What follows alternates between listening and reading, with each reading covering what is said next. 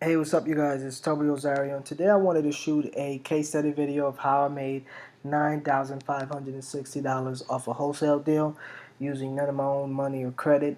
I'm going to go through the whole process of how I got the lead, kind of what are the obstacles I had to overcome, and how I closed the deal and how I found the buyer. So, the lead came from a bandit sign, and the bandit sign was near the particular property in that vicinity, that area. And the seller, actually, it was a sister of the seller. The owner of the actual property lived in New York, Brooklyn, New York.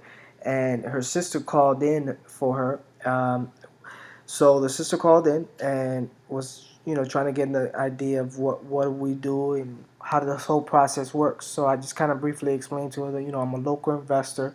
I buy properties in the area and I pay all cash. There's no closing costs involved. There's no realtor commissions, and usually we close in less than 30 days. So she was very excited about that. And so I wanted to, get an idea of what the situation was, how motivated she was, and really gauge the level of motivation. So I started to ask her a few questions, and so then I proceeded to ask her, why did she want to sell? Well, the property, turns out she inherited the property. Actually, her sister inherited the property. The property was vacant. It needed some work. It was infested with fleas, a lot of fleas, and they just wanted to get rid of it. So as we were talking, I wanted to get a number out of her, and she wanted me to throw the number out. But as you know, in business, whoever throws the number out first loses. So I finally got a number out of her. I think she wanted 45,000 for the property, and I knew the area, and I knew what I could pay for that particular property. So I told her, well, what's the least you would take if I were to pay in cash? And she dropped the price 30 grand, right?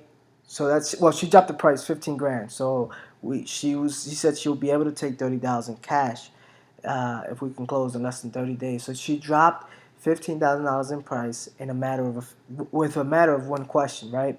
And then I said, "Is that the best you can do?" I always follow up with, "Is that the best you can do?" And what she said was, um, just come look at the property and we can talk. So that immediately tells me that that price is flexible. So I kind of had an idea, uh, and I knew that she was motivated, and I knew that from what she told me on the phone that the property was vacant.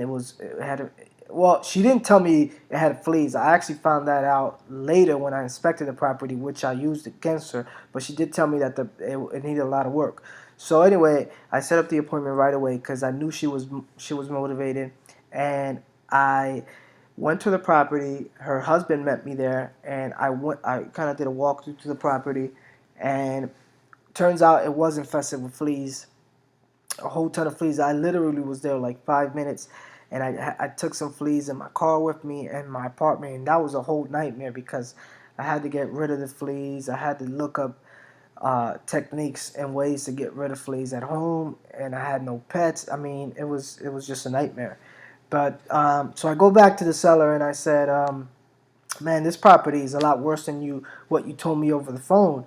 And I knew she didn't know too much about repairs, so I just threw out a number. I said, look, man, the best I can do is 12,000. Now, mind you, she wanted 30,000. She said that's the least she can take.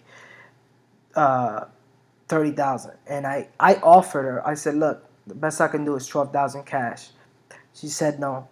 I said, well, what can you do? And she said, I can do 30,000. I said, I can't do. There's no way I'm able to pay 30,000 for that property. But I knew she was motivated, so I said, that's the best I can do. Unless you're willing to negotiate, in that price range, in that range where I'm at, then we just can't do business. It's just not going to work. The property needs too much work. I need to get somebody to get in there and take all the fleas out, and it was just sitting there. The property was vacant, needed a lot of work.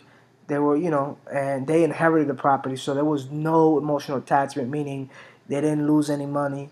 Well, it wasn't even hers; it was her sisters who lived in Brooklyn.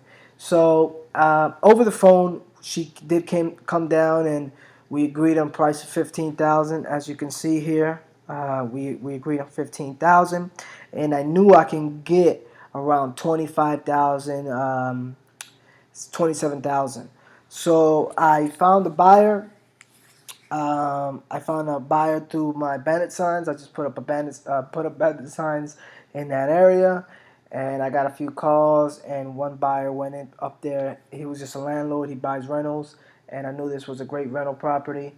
And so he went and saw the property. I was asking 30,000.